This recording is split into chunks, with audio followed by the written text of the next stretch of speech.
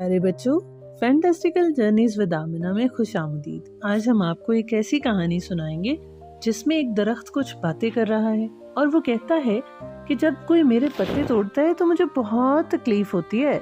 तो कहानी शुरू करते हैं। मैं और मेरी छोटी बहन एक दरख्त के लिए नीचे झूला झूल रहे थे। मेरी छोटी बहन ने दरख्त के कुछ पत्ते तोड़े तो किसी के कराहने की आवाज आने लगी। इधर उधर देखा तो कोई भी नहीं था। छोटी बहन ने दोबारा पत्ते तोड़े तो दोबारा ही आवाज सुनाई दी। मैंने पूछा कौन? आवाज आई, मैं दरख्त हूँ। पहले तो मैं हैरान रह गई कि दरख्त भी बोल सकता है।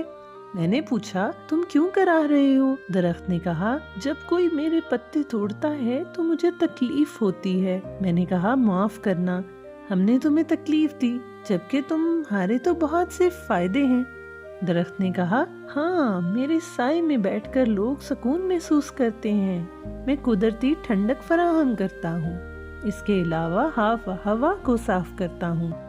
और मैंने उसे कहा आजकल माहौल में आलूदगी बहुत ज्यादा है, तो इसकी क्या वजह है?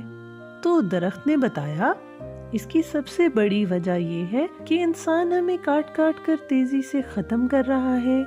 गलियां चौड़ी करने, नई आबादियां बनाने के लिए हमें काट दिया जाता है।